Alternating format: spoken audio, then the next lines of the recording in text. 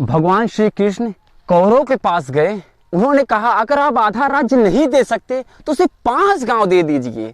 इतना बड़ा हस्तिनापुर का साम्राज्य है, 5 गांव देना कोई बहुत बड़ी बात नहीं है। मैं इस 5 गांव से पांडवों को मना लूंगा और इतना बड़ा युद्ध को टाला जा सकता है दुर्योधन। पर दुर्योधन ने भगवान को अपमानित करके भगा दिया। कहा जाके वो 5 पाखंडियों से बोल दो बिना युद्ध के मैं सुई के भी नोक के बराबर जमीन नहीं दूंगा। भगवान गए युधिष्ठिर के पास और उन्होंने कहा आपके पास युद्ध के सिवा और कुछ भी चारा नहीं है।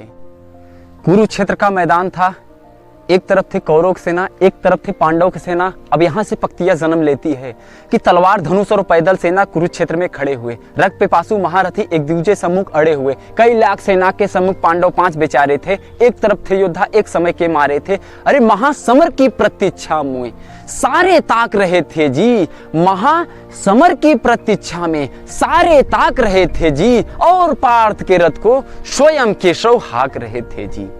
अरे रणभूमि के सभी नजारे देखने में कुछ खास लगे। माधव ने अर्जुन को देखा, अर्जुन उन्हें उदास लगे। कुरुक्षेत्र का महासमर एक पल में तभी सजा डाला। अरे 5 जन ने उठाकर सिर ने मुख से लगा बजा डाला। हुआ शंखनाद जैसे ही सबका गर्जन शुरू हुआ, रक्त बिखरना शुरू हुआ और सबका मर्तन शुरू हुआ। कहा कृष्ण उठ पार्थ, कहा कृष्ण उठ पार्थ, एक आंख को मिट जरा, गांडीव रख हाथों में, प्रत्यंचा को खींच जरा। आवाज दिखला दे रणभूमि में, आज दिखला दे रणभूमि में, योद्धा की तासीर यहाँ, इस धरती पे कोई नहीं अर्जुन के जैसा वीर यहाँ, इस धरती पे कोई नहीं अर्जुन के जैसा वीर यहाँ। सुनी बात माधव की तो अर्जुन का चेहरा उतर गया, जैसे मानो एक धनुधर की विद्या जैसे चूहा कुतर गया।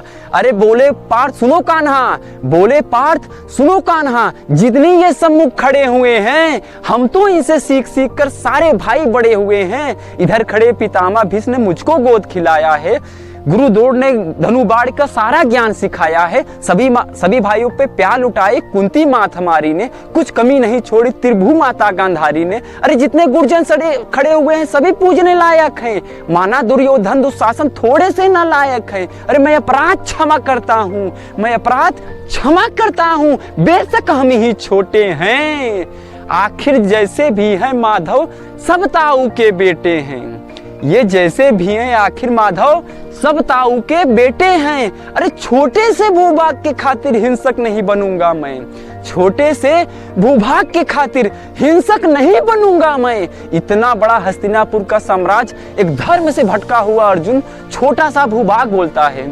तो सुनो, छोटे से भूभाग के खातिर हिंसक नहीं बनूंगा मैं, स्वर्ण त्याग कर अपने कुल का विध्वंसक नहीं बनूंगा मैं। अरे खून सने हाथों को होता राजभोग अधिकार नहीं, खून सने हाथों को होता राजभोग अधिकार नहीं, परिवार मारकर गद्दी मिले तो सिंहासन स्वीकार नहीं, परिवार मारकर गद्दी मिले तो सिंहासन स्वीकार नहीं।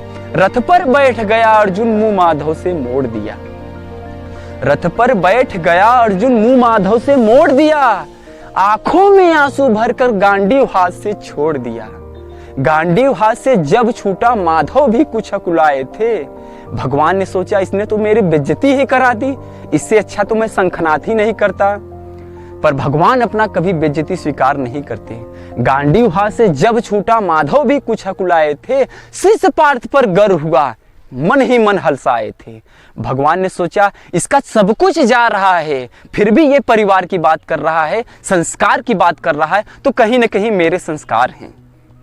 गांडीव हाथ से जब छूटा माधव भी कुछ हकुलाए थे, शिष्य पार्थ पर गर्व हुआ, मन ही मन मुस्काए थे। मन में सोच लिया अर्जुन बुद्धि को न सटने दूंगा, समर भूमि में पार्थ को कमजोर नहीं पड़ने दूंगा। उस धर्म बचाने के खातिर एक नौ अभियान शुरू हुआ, उसके बाद जगत गुरु का गीता ज्ञान शुरू हुआ। धर्म बचाने के खातिर एक नौ अभियान शुरू हुआ, उसके बाद जगत गुरु का गीता ज्ञान शुरू हुआ। इसके बाद वाला वीडियो आपको तीसरा पार्ट यानी दूसरा पार्ट आपको बाद में मिलेगा। तब तक के लिए राम राम, जय हिंद।